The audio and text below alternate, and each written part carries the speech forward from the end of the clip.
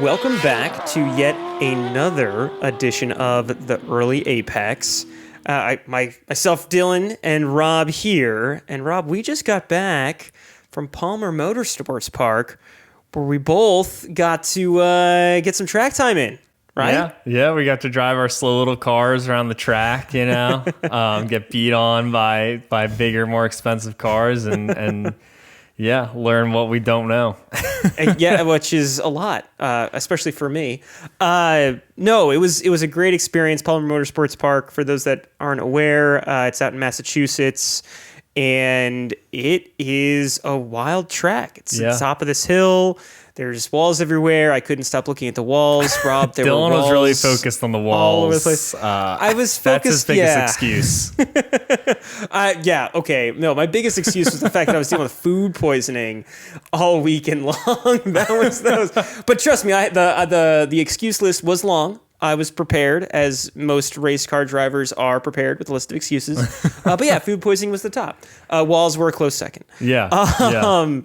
But yeah, during that, and I think, we've discussed this beforehand, and I think as we get farther into the future with, the end of internal combustion motors and moving to electric cars, what the future of track days holds and how do we get more people involved in these types of events is just a topic that, is worth investigating, and I'm sure we're not the only ones thinking about this. Why there's so many enthusiasts out there. Why are these events not booking out? Absolutely, that's the name of the game, I think. Why don't more people do HPDs? High performance. Yeah. What is that? High performance driving events, right? Yeah, HPD. It's definitely not education. I got no education from that. You got no education? I got education. I just got educated about how slow I am. That's right. Yeah. When I'm with food poisoning, I just can't.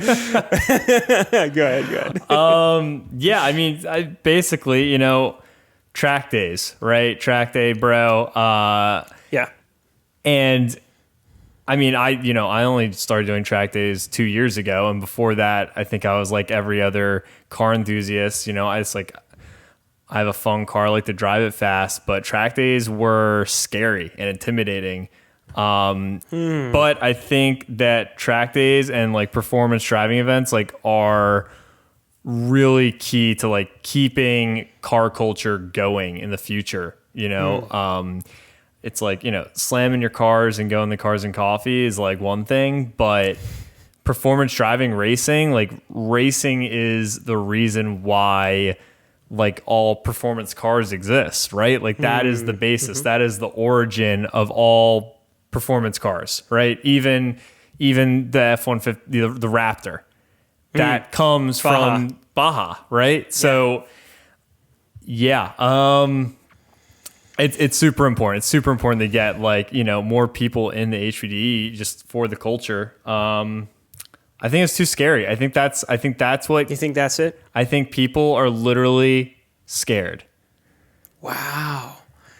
Okay, interesting. They're just they are intimidated by the event. Right, by the event. It's you do anything new, right? Where you have to perform, right? Mm-hmm. It's scary. You have to put yourself out there, Yeah. You're worried that you don't know what you're doing. You're going to be too slow, or that your car is going to break, or that, I don't know, you don't have the safety equipment, this, that. I mean, I think probably the biggest excuse I hear, because not many people are going to go around and tell you, I'm afraid to do it, is that, their car isn't ready. They need to do this to their car. They need to do that to their car. There's a big barrier of entry. Gotcha. Interesting. Okay, that's interesting. I think you're calling a lot of people out right now, Rob. I love it. This is great. This is fantastic. I'm calling myself out because this is exactly what I did. Yeah, I'd say. Okay, yeah. So for me, what held me back? I think there was a certain level of preparing the car, but I think more than anything for me, I think financially it was the biggest thing, because as soon as I found the cheap alternative, which was, for me, it was to run a motorsports park. At the time I was living in Buffalo. You could go and turn laps until you got dizzy and fell over at 5 hours for under $200. As soon as I found that, I'm like, I'm in. Like, let's. Yeah. I am beelining it. I am working on my car. Yes, of course, I had to do stuff to my car, but like, you know, I had to get the brakes ready and tires and stuff. But I'm like, I am going and I'm doing hot laps like this summer. Around Turner's Motorsports Park with the limited autocross experience that I had, and I'm just like, I'm just gonna go do this. And you know, there was no coach involved or anything like that, but it was so cheap that for me, that was like the big hurdle to get over. I had to go to Canada to get across just to get. For those that aren't time. familiar, I live in upstate New York. I live in Rochester, New York, to be specific. And everyone locally that knows I'm into cars, oh, have you been to Watkins Glen? Rob, no one can afford to go to Watkins Glen unless you're a PCA member. Still have yet to go to Watkins Glen. It's on the list. But yeah, that is, by the time, if I was to have to spend the night, which I'm probably close enough to have a really early morning, especially if it was a back-to-back day, it was a 2-day event, you're talking about like a minimum of like $800+ for an event at Watkins Glen. It seems like that's what it was looking like. Grid Life was going to do, was going to run me, and I was all planning on doing Grid Life because Grid Life came to Watkins Glen this past year, and it sold out in under 2 hours. And my fiance and Wallet were very happy that it sold out before I was able to sign up, because that was going to be me checking that box, and I missed that opportunity. But yeah, there are definitely cheap tracks and way more expensive tracks, and sometimes you just live next to the expensive ones, or sometimes you might not live next to any at all. Yeah, which, and I mean, obviously also an issue. Yeah, and at this point, I've been doing track days very casually for 5+ years, and I still haven't made it to Watkins Glen. And it's not okay.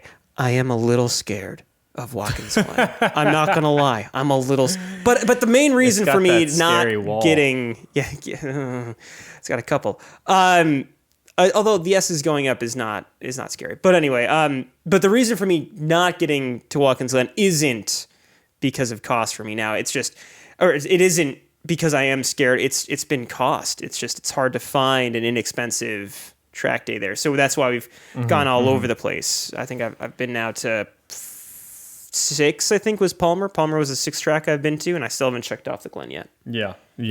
I think the price, the expense is valid. The expense is really valid because you look at it, you're like, I'm spending $400 for a day of a day where I'm also going to spend more money on gas and wear and tear in the car, etc. Definitely an expensive thing as far as like a one-time activity goes.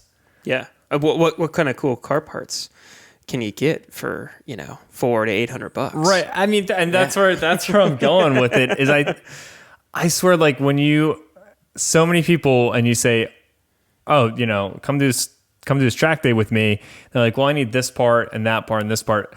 The parts always sum up multiple track days. The parts that people think they need on their car cost way more than the track day costs. Yes. And I mean, I think, all right, cars is an expensive hobby. Like we all know it. Even if you're driving around, a DX Civic, like it's still expensive. Like, and it always is. And it's the nature of the beast. And I think a lot of people who might be interested are spending a lot of way more money on their car that is not necessary to get on track than than the motorsport event. Like just all you really need, and this is all I really did to my Miata way back when, tens of thousands of dollars ago. All you need is pads, potentially fluid, like brake fluid, brake pads, and tires, and that's it. And you might already be okay. You don't need any of those things. Well, no. I'm gonna correct you there. there is a caveat of depending upon your current condition. Like you cannot. Okay. Well, Matt, what my type good of condition? friend, Like exactly. No. Like, the condition of your stomach at Palmer? I'm gonna apply this to a real life experience. All right. The best man of my wedding, Matt, listener of the podcast, he last summer, shout out to Matt, came to track day with us at Toronto Motorsports Park. He brought his E46 M3, no subframe fixed, like all seasons, no pads, and had a ball.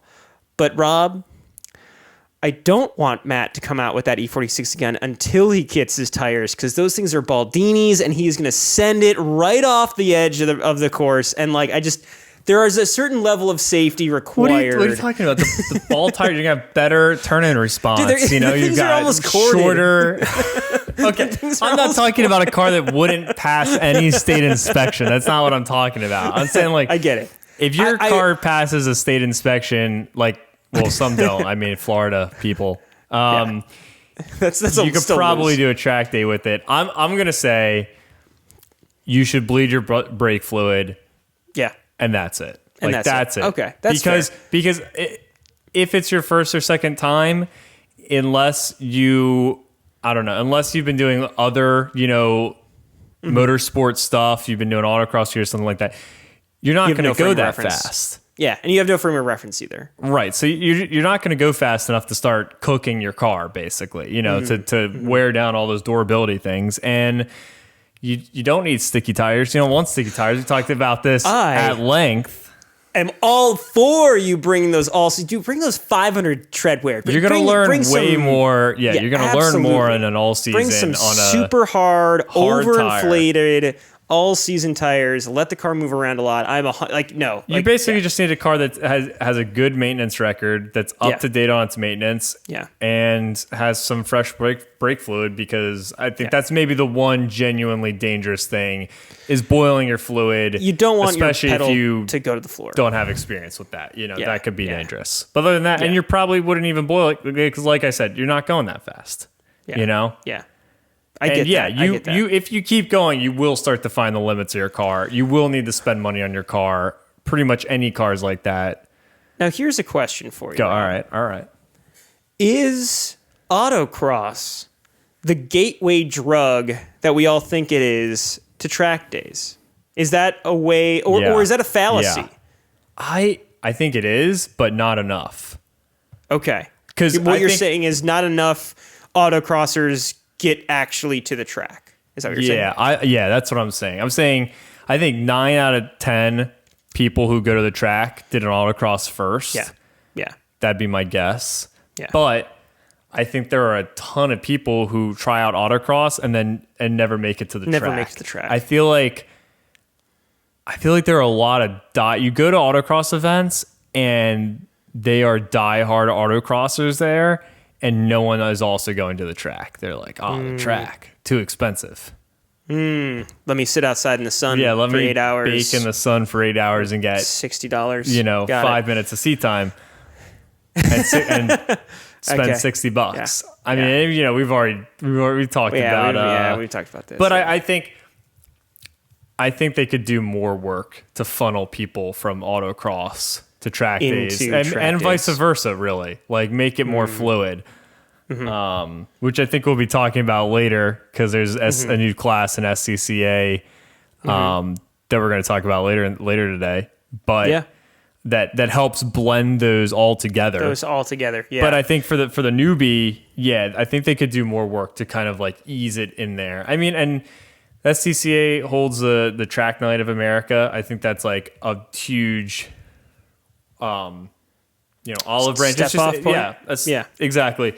To get to that, it's really cheap. Track Night, they're like $175, something like that, with the coupon. Like, it's cheap. You can do it after work, sort of, and it's friendly and it's easy. So I think that's like a great stepping stone. Yeah. Now, jumping back to autocross, there is something that I will back up what you just said and say, take your car. I don't care. Take your car. as it is right now, can you drive your car on the street safely? If the answer is yes, it can go to autocross. Oh, 100%. I am 100%. That you jack to it. No, just go to autocross. And it doesn't matter if it's an automatic. You could have a CVT. Absolutely. You could have a Nissan Sentra. You could have a Nissan Murano convertible, and you can take that to autocross. Yes. Take it from someone who drove the plastic sedan that was a Saturn L Series to their first autocross with, it took the hubcaps off, steelies and all, overflated those all seasons, and yeah, I had a ball. It was awesome. Yeah. And yeah, I didn't do anything. Maybe I took the air cleaner out of the intake. No, I didn't do that. I didn't do. Could you imagine? That'd be hilarious. taking the air filter out of the just intake for a little extra flow. Screw those intake valves. Yeah. Screw it all. Yeah, come on. I gotta hear this Saturn rev. No, that's okay. So yeah, you're saying that there is a step off point, but yeah, the two autocross and the track day culture don't cross over enough. I'd agree with that. I'd agree there's not enough crossover. Yeah. I mean, what else can we do to get people in the track days? I think you could do. I would like to see more creativity from both. So like I just watched.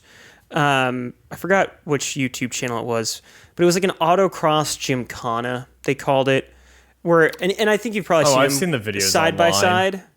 Yeah, they have like a mirrored track. Yep. And you go side by side. And there's lots of like handbrake turns and like donuts and. Some of them are. This one that I saw was just an autocross basically. One thing that was nice for those of you that have not been to an autocross, there's almost like a language with the cones. You might like look at the parking lot and not see a track at all. Yeah. And even like start driving around and you don't really see it. The cones mean stuff. They point a direction and that sort of thing. This didn't have that. It was much more sectioned off. And as opposed to time, they were just going for whoever won got like a card. They were handing out cards, like a deck of cards. And then whoever had like the most 8 or more cards at the end of the night went into a bracketed playoff. Like that's really cool. Like it's a little more casual. That's fun. I mean, it's competition too. It's competition, and then so like that would be more. I would if there was a local version of that. I'm absolutely going to that because that's really interesting. There was no real different categories or anything like that. And then same with track days. I mean, you could do a combination. There's a lot of infields and like go-kart tracks next to tracks. You could do some sort of like autocross day 1, track day 2, 2-part or 2-day event. That's what I was thinking is and it happens around here. They do, I think the last track day was at Pocono. At the same time, there is an autocross event happening on, I don't know, one of their other infield tracks. So it does happen that their regional autocross is held on a track, or the track holds an autocrossy event. I feel like let's see more of that, because I think once you are actually physically at the track, it takes away until you're like, oh, all right, like I already drove my car on the track, like let's do the full track, let's do the whole track day. And also like you're at least for someone like myself, and maybe because I've lost the edge, I got to hand in my wings, Rob. But for somebody like myself, I am driving beyond the limits of the car immediately in autocross very easily. Whereas at the track, it's not that way at all. Like I'm experiencing way more G's. I am often overdriving the car in autocross because it's fun. It's slow, but it's fun. And I'm doing the opposite at the track. It would be great to have day 1 exceed and drive at the limit, and then take that whole feeling that you have that's nice and fresh to the track the next day and have that additional confidence of car handling. Because I personally, one of the things that I do sometimes at the track early on in the day after like a track walk or something is, I don't necessarily overcook a turn on the way in, but I definitely like overdrive a little bit to remember like the limits of the car. Oh, yep, there it is. There's a little bit of an understeer moment. Yep, and stepped it out a little bit. The cost is very low at autocross. Yes, you hit a cone. Yes. And I think that's what I'm saying with the fear is. I know I work with someone who is, I don't know, he was like on the board or something of the local like Philly autocross, and like he still does a ton of autocross. He used to do even more, and it was competitive. He was doing it for a decade. He's a great driver. But he won't come to the track with me because he's like, I only have, one car right now that's a new ND Miata, and it's like, it would be fine. It wouldn't break on the track, it wouldn't overheat or anything, but he doesn't want to total his car. He doesn't total his only car. He's like, I can't afford to write this thing off, which is understandable. But yeah, I think people think about the track and they're like, well, I have to go as fast as I can. But you can go on the track and go slow. You can go slow enough that there's like I did at Palmer. Really no, you don't have to go that fast. You can definitely just basically, you drive on the street. You're not, you don't go out there thinking you're going to crash because you're not driving past the limits of the car on the street. Like, go to the track and do that. You can still have a good time and drive the car at 6 or 7 tenths and start to familiarize yourself with it and have a good day, For sure. There's also track day insurance. And I've gotten that before. That too. For the Miata. I haven't every time, but in times past. It does get expensive. Yeah, for sure. If you're making a habit out of it, definitely does get expensive. Yeah. But it is an option if you're somebody who wants to go out, kind of like myself. I'm going to be 2-3 track days a year kind of person. So I'm not going all the time. If you Those are lightweight numbers, though. I thought we were doing more than that. That's up to this point, Rob. Once the wedding's over, that's when we can ratchet up a little bit. All right. A little bit. All right. I know you're going to try to get me to the Glen this fall. 100%. 100%. Going to the Glen. We'll see. But it is an option for somebody who wants to dip their toe, who might be a little anxious. And I want to say it was under $100. Like, I want to say it was like really? $50-$60 for track insurance. A lot cheaper than I thought. I don't quote me on this. It was also a couple of years ago. Inflation, blah, blah, blah, blah, blah, pandemic, complaints. It might be a lot more expensive now. But I remember it was pretty affordable. What is it, declared value? Yeah.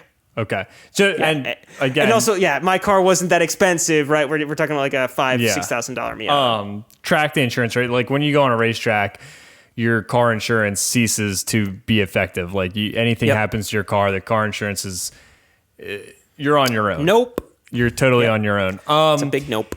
And so track day insurance, which is pretty much, as far as I know, exclusively offered by Haggerty, or that's the only one that does it, means that you get car insurance for the track. So if you go into a tire wall or someone taps you or whatever, you're insured. You have car insurance. And apparently not that unaffordable. I know someone who tracks like a ZL1 Camaro that's like caged and whatnot. It's probably like $100,000 car essentially. And he says it's like $300. So it's like, I don't know. Okay. I mean, if you're driving a $100,000 car around the track, you could probably afford $300. So you're insured. Yeah. And I believe it's a sliding scale because, I'm not pulling out my calculator here, but that tracks for a $5,000 car to be under $100. Yeah. I want to say I think it was like somewhere like $60 to $80 if I remember correctly. But anyway. No, there's a lot of options. I think that's what we're saying. There's a lot of options, and it is way safer than I think many people think it is to go on track. I'd agree. No one's going to hit you. You're not going to fly off the track as long as you're not being an asshole. And also say not all tracks are created equal, and not all events are created equal. No, I mean this sincerely. Like, going to TMP for me was the best first experience you could ask for, other than having an instructor, which again, that's a little added cost. You know, it's going to be more money typically when you have an instructor than, you know, $160, I think it was at the time. It's now 180. But anyway, for 5 hours. But TMP during the week then, there was, I think, a total of 5 people that made it there that day. So I was doing 20 plus minute stints with nobody else on the track. The track is a big open field. There's one wall. There's one turn that you like come up on the home stretch. Other than that, it's a giant field. There's like zero risk of what Dylan's saying is if you go off track, you're not going to hit anything. It's like an easy off track. And the grass, it's there. It's mowed. It's not like there's no big divots or anything. It was super low risk. Yeah. No, that is a factor for sure. I went 4 off at Pocono, and Pocono is like a great facility, and it's basically just a big field. And you know, it was the car. I didn't even get any grass on the bottom of the car. You know, like I went through the grass, I went into the gravel. The car was totally fine. And the same actually at NGMP. I went 4 off in the braking zone on the big track at New Jersey Motorsports Park. And they just have tarmac runoff. So I didn't even go off the road. Yeah. Whereas some other tracks like around here, Englishtown, which also has another name that I forget, but it's in Englishtown, New Jersey. That track is a little sketchier. You know, you go off track, you might find yourself going backwards on a different part of the track, and there's a lot of wall. So yeah, a little bit scarier, or you know, higher consequences for off tracking. Yeah, New York State safety track isn't as safe as the name would imply, or at least it doesn't feel as safe as the name would imply. It's okay. It's totally fine. Such a strange name for a track. Like I thought that was like where you take your driver's license test. Test vehicles. That's what it sounds like. You know, like that's where the police go to like do their course. It's not that bad. It's really not that bad. I think there is perceived fear as well. There's like literally sketchy, which I think you're explaining with Englishtown. Also, Watkins Glen has those moments. There's a couple turns where there's zero runoff and there's just a wall. That you have to be mindful of. And then you also have like the perceived sketchiness. Like I was in my own little head at Palmer, maybe because of how many bathroom runs I had done over the past 12 hours. Or, you know, I think New York State Safety Track is a little bit like that too, because there's some off-camber stuff. There's a lot of like blind rise turns and whatnot that if that was my first track, oh yeah, I'd need somebody in that right seat kind of coaching me through that for sure. Whereas Toronto Motorsports Park, first time I can go WOD anywhere, I'm just in a big field. I'm going to mess it up. It's going to be okay. Yeah. It's all good. Yeah. I mean, and it's also, you know, like I said, on those turns where there's a wall, you can go slower. Like you were driving the car. Yes. You can just go slower. I was voluntarily driving slower at Palmer. Yes. Yep. I mean, more of the story is just go do a track day. Go find a track day. Yeah. Go find and you know, people who go to track days, find a buddy and get them to a track day. Yeah. Go bring them. Yeah. What's the website? Motorsport Reg? Is that the website that you sign up for like 99% of these days? I mean, yeah, it's I think it's pretty much run by Haggerty. But you know, you hop on there, you type in your area, and you get a very long list of various, you know, track days you can do with various organizations. I'm pretty sure that's where I found Palmer when I was looking. I knew that Sierra was out of town that weekend, and she had her bachelorette that weekend. I'm like, guys, where's their track day? Let's find a track day, and it was Palmer, and it was a track that I'd been wanting to go to for a while, so we made it happen. It was awesome. Absolutely. I mean, and that's all it takes, you know, and they're all friendly. Yeah, and they want you to learn too. Like all of us, we all had classroom time, and you know, people are offering, you know, to drive with you and that sort of stuff. So it's very welcoming once you're there for sure. It's all in your head. psyching yourself out. All right. I think that'll do it. Any last thoughts? I think we just summarized it up pretty good. No, I want our vast listener base to Hi, Mom. to tell us, what what do you guys think is limiting people or you from getting to the track? Or are you just like, you guys are a bunch of motorsport elitist assholes and that's not at all what cars are about for you, and you couldn't care less about going to the track, but you still love cars. That is unfortunately a valid viewpoint as well. It totally is. Can comment down below how wrong we are. Yeah, bunch of idiots. All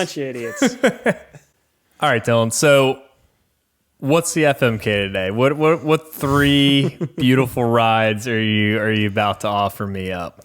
The 3 beautiful rides that I'm about to bestow upon you, Rob.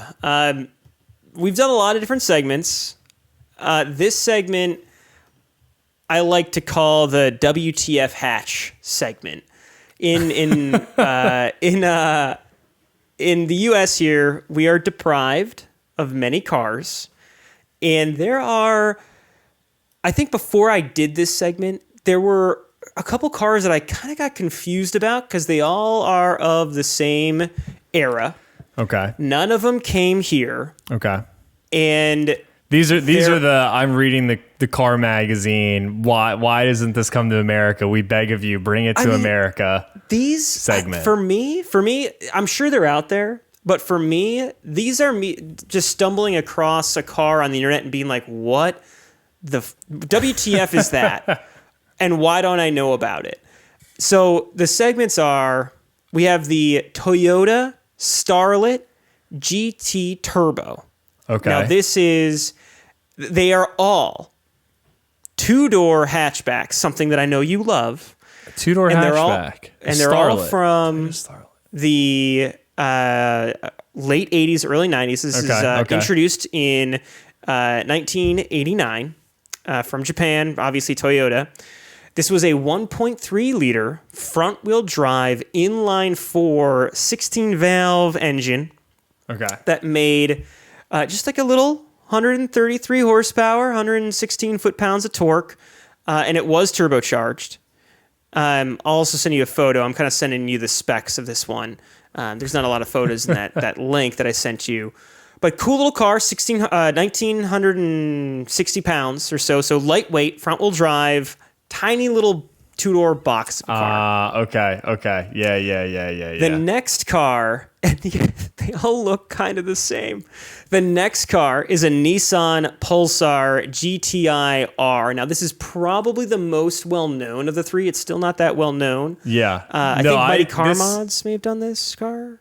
Yeah, they definitely have one. They definitely got one recently. I will say these aren't too foreign to me because my mom is from England, so I used to go to England to visit family when I was younger, and so I get like all the British car magazines.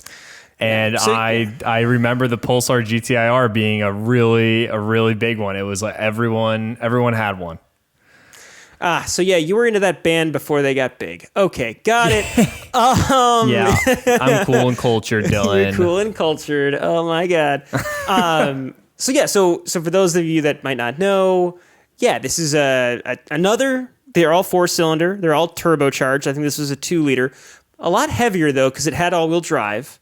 But like 227 horsepower, 207 foot-pounds of torque, just under 2,700 pounds. That's kind of heavy, honestly, for that era. That sounds great for an all-wheel drive car. Sounds great, but for 1990, the Subaru era WRX that wasn't also here in the States, I want to say that was at least like 250 pounds lighter. So I don't know. I think that's a little heavier. But anyway, the last of the 3, which is the 1991, we went 89, 90, 91, hilarious how that happened, is a Mazda Familia 323. I think that's how they pronounce it. GTX, another 2-door 4-liter, 16-valve turbocharged engine. This one making, it's kind of in between the two. This is, the Goldilocks of the two. 160 horsepower, 160 foot-pounds of torque, all-wheel drive. Yes, all-wheel drive. Little lighter, 2590s, just under like 2,600 pounds. And yeah, all-wheel drive. The 323. Oh, wait. Yes, front-end winch, all-wheel drive layout. Yeah. I've seen a 323 once in the wild, and that was special. It's such a funky little freaking Mazda. Wow, it's a great segment. It's all those hot hatches that America never. I thought there was going to be a Peugeot in here. But we kept it all Japanese. Get those little French cigarettes out of here. We're in the segment of JDM awesomeness and cars for me that I stumbled upon that I just had no idea about. I had a little more idea about the Peugeots. Okay. All right. I think the Starlet is the one I know the least about, and it is the 1.3 liter. Yeah. Also, by the way, I'm sending you just some photos, like some Google image links of each of them, because we'll put these up. They are pretty similar. They're all these like wonky boxes, 2-door hatchbacks. You could definitely mistake them for each other. I saw the Starlet and I was like, wait, is that a GTI-R? Like, that looks, just like that. I mean, I've always wanted the GTI-R. Like my teenage brain was like, this is such an ultimate combo of all-wheel drive, turbo car, wild. I mean, probably the most distinctive element of the car, styling element, is that hood scoop with all the vents on it. It's like it's crazy looking. Oh yeah. So that's definitely a big one for me. That's a big one. Okay. I wouldn't mind owning an imported one day. And there's tons of tuning potential there. Because people tune those things to the moon. Oh man! But then the 323 it's got some more rally flavor. It's got a double wing. It's kind of got like a sloped hatch, like a really sharp slope to the hatch, and the double wing, which is exciting. And there's a two-tone one apparently. The two-tone is sweet. Yep. Yeah. And then the Toyota, I just have to comment on this. The Toyota is so, and I don't mean this in a negative way. It's like so short and stubby. You're bordering on, I don't have a great photo of size comparison, but you're bordering on, in my opinion, almost like K car size from the looks of some of these photos. Like it is a tiny car. I mean, these, I don't know what these feels just so British to me in a way. I mean, they're all Japanese cars, but I just so closely associate them with like British like car culture and like the aftermarket scene of the 2000s, like the Fast and Furious area. Like there should be like 4 subs like molded in some fiberglass enclosure, painted body color, like in the trunk, and like a harness bar that's like hardly bolted in and actually is, gonna kill you in a crash. Like that is what I see in these things. That's too funny. That's funny that you have the perception, because for me it's like it's the total opposite, because I just wasn't exposed to these cars. These are all just like falling down a rabbit hole on the internet and just being like, what is this thing? Because I'm a hatchback fan, of course, and it's just cars that we never got. That we didn't even get cars in the States that were this shape. No, really, no, we didn't. I think this whole era. I mean, the only thing that we were getting is like Civics and GTIs. Yeah, of this era, I think the closest thing that comes to this shape would probably be the CRX. And it's not exactly the same, but it's a boxy 2-door hatch. And that's like the only thing that I can think of the early 90s, late 80s that's like this. Yeah. In the States. Absolutely. But they don't have the performance of No. these. And I mean, none of them have all-wheel drive, that's for sure. Yeah. Yeah. And like 2 of the 3 have all-wheel drive, and all 3 are turbocharged. Like that is rad. Let's go. Here's the thing. I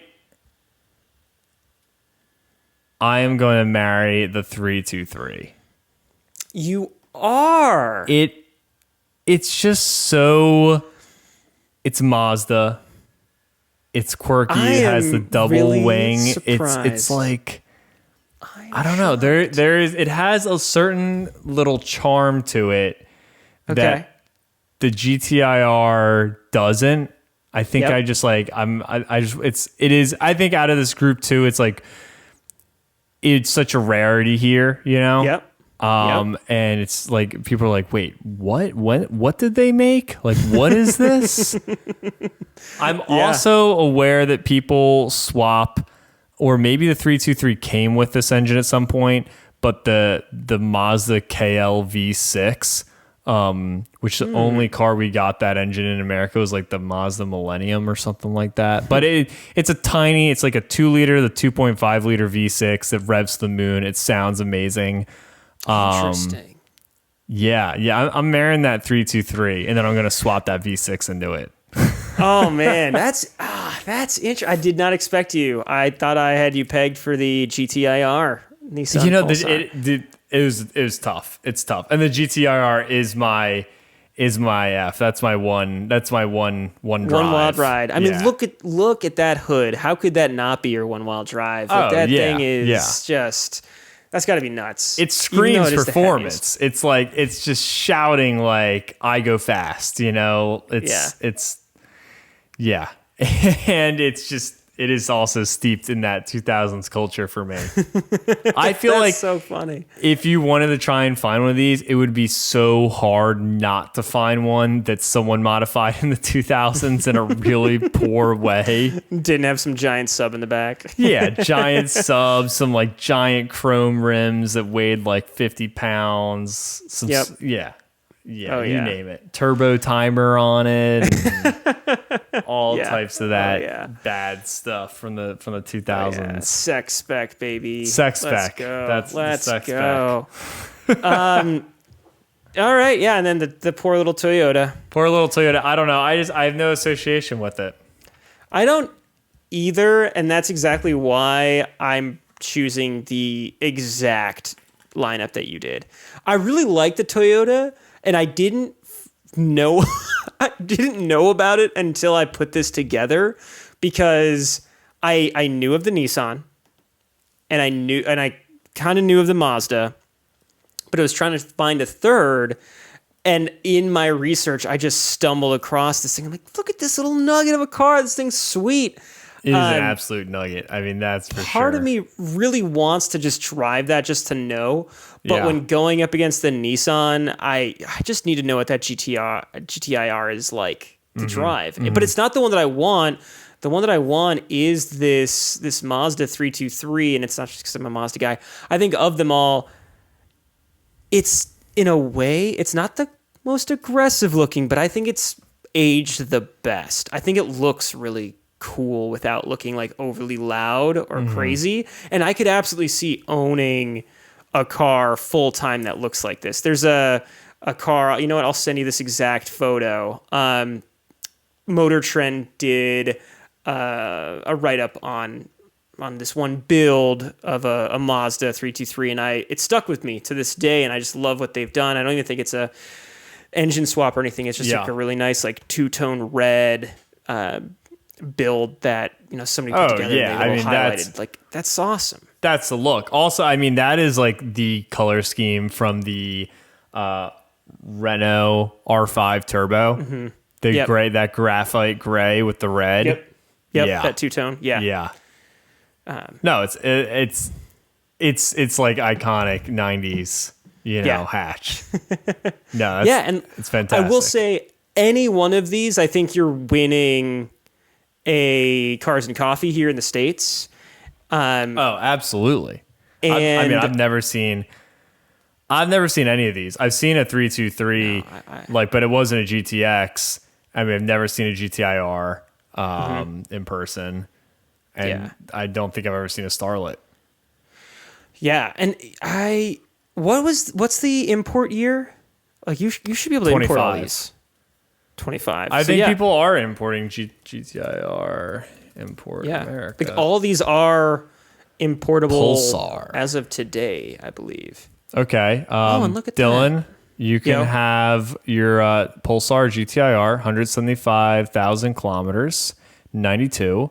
Yep. From JDM Expo, 13 grand. In today's market, Rob, Yeah. that is very reasonable. Actually, also, I think a key point that would be remiss not to mention is the GTI-R has the SR20. And that's I think that's why it's like such tuning legend is SR20. And we don't have to explain that. Like that is like one of the tuning motors. A lot of power potential there. You can do a lot with an SR20. Yeah, absolutely. And there's just like a huge wealth of aftermarket. What is in the 323? I am thinking. Oh, like where's that engine from? Is that the Miata's engine? I think it's the NB Miata engine. Yeah. That's turbocharged. I'm thinking that's it. Yeah, that's what it looks like in this photo, but that's I don't believe everything you read on the internet. Let me just Google the Familia real quick. In Japan, it's called the Familia. It looks. At a quick glance, I think it has a different intake manifold, but at a quick glance, I think it is the same engine. I'm on the wiki right now. I'm getting and to maybe the it's bottom not the same it. exact one, but maybe it's a similar, the predecessor or something to that. Yeah, it's a BP. It's a BP? Yeah. I mean, they put other motors. Well, the B6 was the other Miata engine, right? Yeah. It's the 1.6. So it has a BP in it. Yeah. 89 to 94, 1.8 you know what? BP. I'm calling it. It's big conspiracy, Miata conspiracy. We're just two Miata owners choosing heart of Miata. That's it. Yeah, I actually didn't even really think about it, but did I? Yeah, it's the BP. Yeah, and like that's not going to have the same level of aftermarket as the Nissan, but there's a huge amount that you could do with that too. And with a BP like that, I'm not sure about the trans, but I bet you could get well over 200 wheel horsepower, and that's all you really need to have fun in that car. Oh yeah. And I mean, check out that livery. We'll put that up for you guys. I mean, come on, that is. Look at this rallied out 323 Castrol livery. That's it. Oh, those rally lights and everything. I'm a sucker. I'm a sucker for a good livery. You went right to my heart there, bud. Nice. All right, so livery aside, comment down below what would you choose if you're listening to us on a podcast. Feel free to leave a comment. I think Apple, you can leave comments. Spotify, they don't want to hear from you. I don't think there's any room on Spotify to leave any comments, but Apple does. Apple's open to leaving those comments. So let us know. I think it's more of like a review comment on Apple, to be honest. But anyway, yeah, if you're on YouTube listening to us, thanks for listening. And let us know which picks you would have done. So Dylan, bringing it back to where it all started today with Track Time. We have an announcement from the SCCA, Sports Car Club of America, right? Okay. I got that right? Yeah. Oh, yeah. It's SCCA, that they want to introduce a new class for racing. A class to rule them all. Yes. Yes. All right. I don't know all that much about speccing a car. I've never bothered with an autocross spec. I've never worked on classing a car into a racing spec. But basically, as I understand it, it's to keep road racing competitive, or autocross or time attack or whatever, to keep it competitive so that you can't just pay to win. You create a tight rule set so that all the cars are about as fast as each other, so that it's up to driver skill to win and not a bigger paycheck. You can't just, roll up to any class in your, 911 Cup car and whoop everybody. And so SCCA is trying to make a class that allows you to use the same car for multiple disciplines. You can have the same car and autocross it one day, do a track day the next, do time trials, do a hill climb, all of those things with the same car, and compete against other people with very, very similar cars that should be just as fast or have the potential to be just as fast as your car in each of these different disciplines. Nice. Now, this is what I've always wanted, Rob. This is it. This is it. This is it. Dylan's dream. Because my ADHD brain, I want to do it all. I don't want to just do track days. I don't want to just do time attack. We went to go to hill climb. I want to do hill climbs now, and I want to do all the things. But Rob, let's be real. I'm not in that tax bracket to have cars to do all the things with. I only have one car. So it's got to be one car to rule them all for me. And now SCCA is catering to just that, which is phenomenal. This is really cool. Two winters ago at this point, two buddies of mine, Stefan, who was going to be on this episode. We're going to do this episode at Palmer Motorsports Park, but after a long day of track days and my food poisoning, we did not have the energy to shoot this podcast. Dylan was in rough shape. He got out of that car. I mean, I didn't know he had that much sweat getting out of that car. It might not have all been sweat. But with Stefan and our friend Cam, we basically just put together a track car, right? Kind of did whatever we wanted to it. We all had our own kind of ideas, collaborated, modified the engine very little bit, mostly just intake and blah, blah, blah. Long story short, we didn't follow a rule book. You just took a Miata and did the essential track Miata build. There might be a couple things on there that are not the essential. That may have disqualified us from some certain things. But in general, yes. Right? We've got a wing on it. We've got a front spoiler on it, front air dam, roll bar, stripped interior, harness, just the basic stuff for the most part. And I'm glad we did what we did. If I ever go back and have the opportunity to build another car from the ground up, I'm going to understand a lot more. I will not be looking at a rule book and a spec book in a foreign language. I am going to have a lot more of an understanding of it. But if this were to have come out before we did all the things we did to it, I would have argued to the hilt.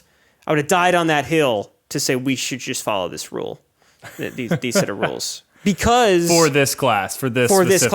Yes, for this specific class. And honestly, I don't think much would be different from the car the way it is today. I think it really is just a couple changes here or there. One unfortunate thing that would be hard to undo at this point. But yeah, moving forward, for me personally, this is what I would build towards. Yeah. Unless maybe over time I find a different spec that I do want to dedicate all my focus to, but for somebody who wants to do all the things, this is it.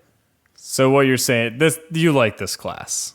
That's I like this class. You yes. like it, I have been anti-class on the record in our podcast before. That's what you're saying. You're not classist. Maybe not anymore. I have. Now been, you are classist. No. I have been class. Wait, is classist saying pro-class or anti-class? I've been sure. Anti-class. I'm really not sure. We've talked ourselves into a circle here. I have been anti-class racing up until this point because this solves all the things in terms of I was always saying how classes took all the fun out of autocross, and if you want to compete, you got to get your tires shaved. Oh, take your brand new tires, pay more money. And take 3/4 of the life off of them so they can go fast. No, I'm not doing that, Rob. I'm just not doing that kind of class stuff. But I feel like this is a more, I wouldn't say like laid back class, but this is a more, dare I say, inclusive class to the different things that I want to do, to the different events I want to participate in. Did we say what it was called? It's called Club Spec, guys. That's Club what Spec. SCCA is calling it, Club Spec. It sounds like a series in Gran Turismo. Club Spec. Maybe that's why I like it. It does. Yeah, I think that's it. Club Spec. So I get what you're saying. I also really like the multiple disciplines thing. I like the idea that you can go and be competitive on road racing or time trial or a hill climb or even autocross. That is appealing to have one car for all of it. It's definitely way more economical. Mm-hmm. I do not see how they would prevent exactly what you're saying about being competitive, about the tire shaving and the basically you can spend a bit more, you can spend more money and more time to get the last, 10 tenths out of your car.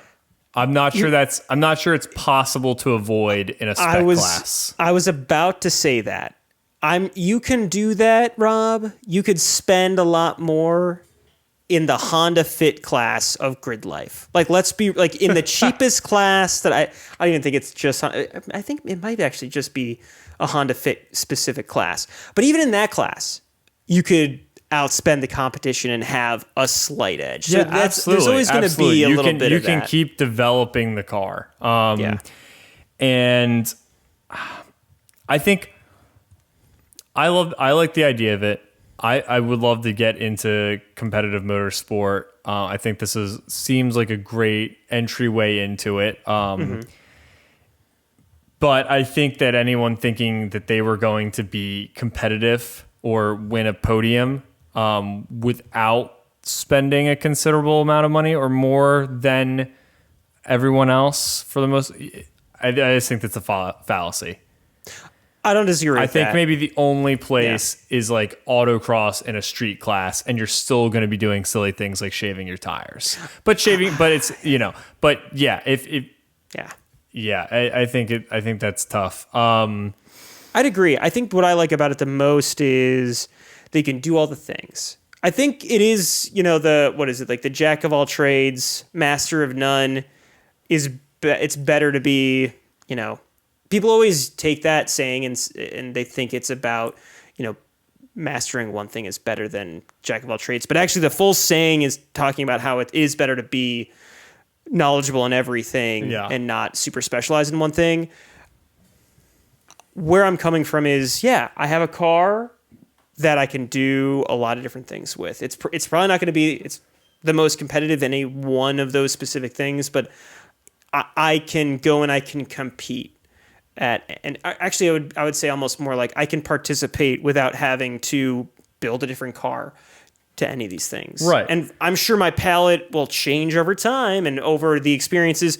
I might find that, hey, I want to build a time attack car, or I want to take this and build it to be a time attack car and just focus on that. Or like whatever, the next 5 years changes my perspective and things I find that to go towards. I've got another hole to poke. Oh, here we go. I got another hole to poke. I'm already taking on some water here. It's all a right, Club this will be Spec, interesting. Right. So it's going to be one specific car or it's going to be like 5 or 10 specific cars, right? And without deviation. So what if there's no Miata, Dylan? What if there's no Miata? What if you have to get a BRZ or a 350Z? And that's the class. And that's the class? Right. Like that's the class. Because it's a spec, right? And and that's it. Well, then I'm back to being classist or specist or whatever. No.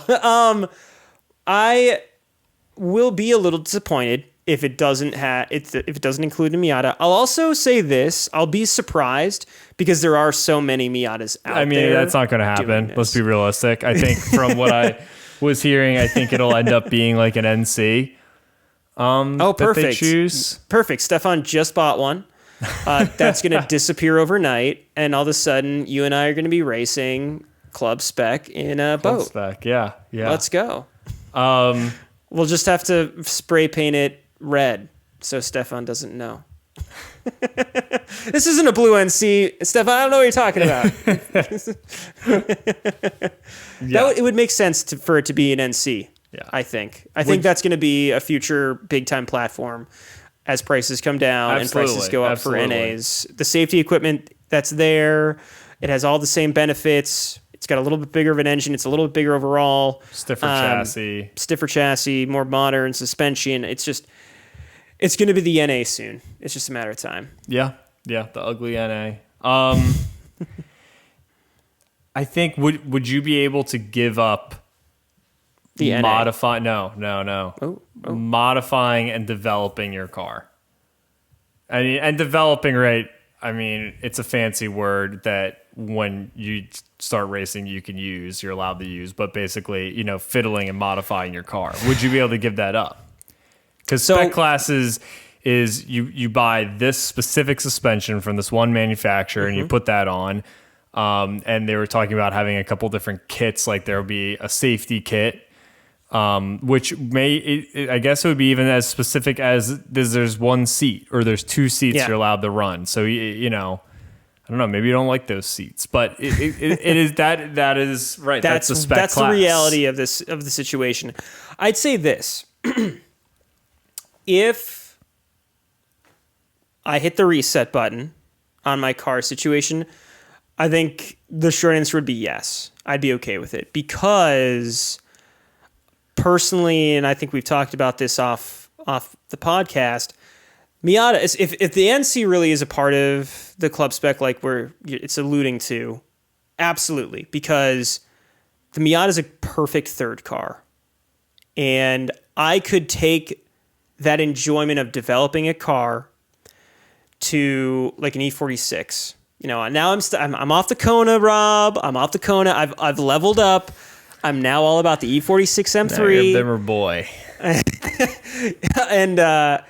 And yeah, if I had that and I wanted to like really, ogle over so you're saying, the hood prop, that I'm gonna buy that Porsche hood prop that you have on your Miata. I'm gonna put that on my E4. Like, if I want to be doing kind of that stuff and kind of be a collector of parts, if I have a car to do that on, like the E46, I don't mind, because I think what I've done on my NA has been fun.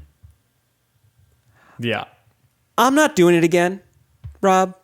I'm not doing it again. Okay. I have just gone absolutely crazy with this. If I were to recreate it, it'd cost a fortune. And my end result is something that is better than 20% of the modification at, a fraction of the price. But I feel like I've kind of like pigeonholed myself and like built myself into a corner with what I can do and what I can't do with the car. Whereas I think a convertible, it's like a happy-go-lucky car, right? You put the top down, you just go for a drive. You made the car too serious. Oh, yes, 100%. Oh, that's the suspension that I can put. Okay, I'll put that suspension on. Oh, it does, those are the bucket seats. It does make... Great, that's fine. As long as Sierra's okay with it and it fits her, she's comfortable, I don't care. You don't have to labor over everything, every minute decision. Yeah. The most fun to be had in a convertible is top-down B-road driving. You don't need a built 2-liter ITB Miata to have fun on the back road. This segment is just why what Dylan is happy and unhappy about and what Dylan wants. That's what this. Rob, I'm an only child. I'm a narcissist. It's all about me. It's all that any of this is about. It's just all. What I did hear though is that you still wanted to develop a car, but you were happy just to develop a little street fun thing. You still wanted to mess about with that. And then you have your track car. Well, I wouldn't say the E46. I wouldn't call this E46 like a track car. I would say no. I meant that's a street car, and the Miata is the track car. Yeah, the Miata is the fun third car, build to the class spec, enjoy still on like B roads, still driving on the road and that sort of thing. And then if I want to like, put my creativity into something, that's what the E46 is for me to like copy you on your tastes and pretend that I also am a man of taste and take your Porsche hood prop and install it on my E46 M3. It's great. Take your Porsche hood prop and shove it. Actually, question for off the air. I need to look for a hood latch or maybe like some like metal hood latches, some retro looking stuff for my car that's way too serious. That I was just complaining about. You mean like the pop, the race car hood latches. Well, there's those ones, but there's also I've seen them before where they're actually like a latch. Conforti. Well, how about some leather? What if we get some leather? I was thinking about the leather straps. And you buckle it. I was absolutely thinking about the leather straps too, because good Lord, man. This winter you're gonna have to like reverse the way the hood goes up, and then they'll strap from the fenders onto the hood. You just strap on the front. Just gonna be in the front, near the front bumper, like a front strap on. Yeah. All right, tabling that idea. Understood. Now I'll get you. Dylan, don't worry. I'll get you set up with a really good strap on. I knew of all the people I knew Rob, you'd have a good idea on a front strap on for me. All right. Yeah. Here's my thing about the Club Spec. I think I love the multidiscipline. Yep. But one, it is for people that are interested in driving over anything else, over modifying or messing with the car. They just want to drive. And I feel like a lot of people who are into this stuff also are just really into tinkering with their car. And so the development is an important aspect of the enjoyment. Yep. I have something else. That comes to mind, but it sounds like you have another thought. I have one more thought, which is you can still do this. Like you can still go and do the only thing you can't do is probably like is the SCCA racing class without doing some type of specific class. But what I'm going to say is if you just stop caring about competing, you can go and compete in all of these. Participate in all of these. You can participate. Yes. You can definitely do any time trial you want. You're just like, look, here's my car. Stick it in whatever class it fits in. Same for the hill climb. Same for autocross. I go to autocross. I don't even think about it. I just pick a random one because I'm not going to be fast anyway. Who cares? I just like that one. You're fine. That sounds nice. Super Sport Street 1000. Okay, that sounds like the right class. I think I know the best way that I want to articulate this, and that is you're 100% spot on, right? Like right now I can take my car and do most of these things. I can't do any of the wheel-to-wheel stuff, which is really like where that's what I was going to say is the wheel-to-wheel is the one where you have to always build to the class. I think this is the perfect thing to follow if you're sharing a car with like if you've built a track car or like a race car with somebody, this is the spec to build it. Because you're spot, like if you and I were to like go halvesies on a Miata right now, we're building this spec. Most of the decisions are decided for us. No, I agree. Yeah, then we don't have to argue. We don't have to argue exactly or whatever other suspension on it. We're not arguing about anything. No, it's all there. It's all there. You can figure out the prices. Yeah. It's really easy to do all that, and then the decisions have been made for us, and we can continue to develop our cars. You can continue to make yours super tasteful, and I can continue to ruin mine. And then we have a shared track car, race car. Yeah, at that point, race car, spec race car. Yeah, no, you're right for that app. I think it turns your car into utility. Yes, and I mean, you're still having fun with it. It's not utility, but it. There is a sense of utilitarianism when it comes to a track car. There isn't self-expression in the spec car. Have you seen our Dale Earnhardt livery? Of course there's self-expression. Okay, in your livery. No. In the design, in the tinkering. In the choices that you make, it's all, there's generally rules surrounding it. Yeah. Boom. Yeah. I think we've done it. Yeah. Crack the code. I still think I'd rather just like pick a grid life thing they compete in, but then there's like way less opportunity to actually like the problem with grid life is it's across the entire country. It's touring, yeah, and then you who the hell's got the money or time for that? I'm not going to California to compete in grid life. Around, yeah.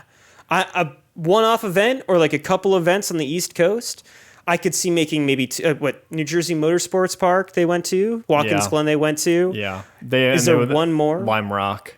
Lime Rock? Okay, great. I could see doing like 3 events like that. But am I really going to like buy and build a car for... No, I'm not going to do that for 3 events a year. Yeah. I don't think so. Yeah.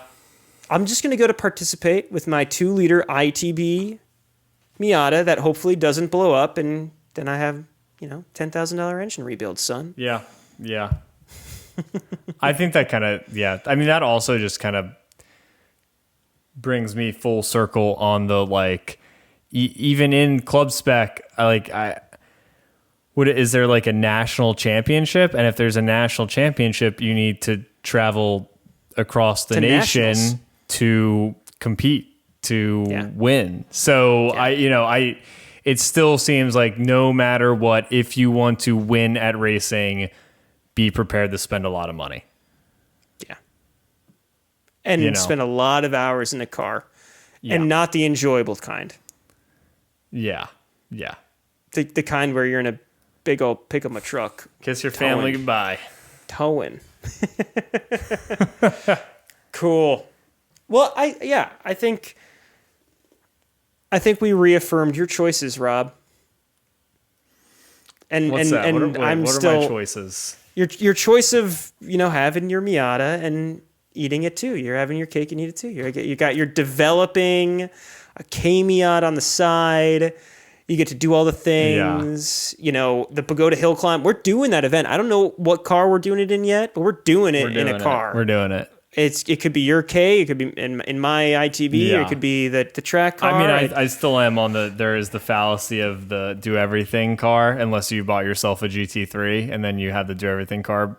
But you also are out hundreds of thousands of dollars. Yeah, if you're modifying cars, you need the race car and you need the street car. But yeah.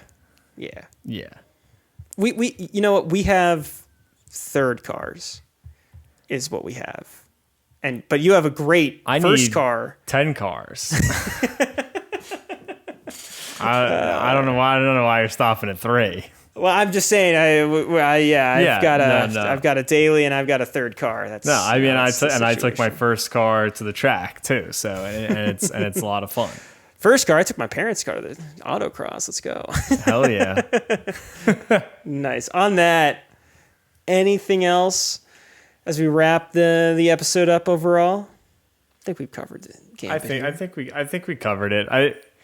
I'm excited to see, because they're still developing the class. I'm excited to see like what cars they release, like what are the mods, like what's the cost of entry. If it could be something where it's like, how many events are there? If this could end up becoming like the class to rule them all, where it's like, hey, if you build to this SCCA class, you could do grid life wheel to wheel. You could do grid life time attack. Like if there is a class, somebody's got to have a spreadsheet out there. Are you saying that grid life maybe like will adjust a class to? No. I'm just saying if you build to this spec, you'll be able to compete wheel to wheel in grid life's touring car class or like whatever. You probably would still need to do something power to weights because they've got their own things going on, obviously. Yeah. But like, I don't see it being very realistic. But yeah, if you could like build to this and then just have a laundry lists of categories that you could, let's not say compete in, but participate in. That's what I want. I want the universal. That's what everyone. Vehicle. That's what they all want, to be able to go out and do anything. I'm not looking to like win. I'm trying to like let go of that ego a little bit. Trying. And experience what else there is in motorsport and then maybe decide to focus on something specific. But for at least the next 5-10 years, I want to do it all, man. I want to do ice racing.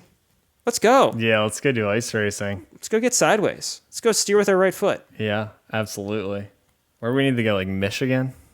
No, there's I have local people telling me to come out during the winter. We race on the Finger Lakes. Oh, really? Oh, that's Just locally. sick.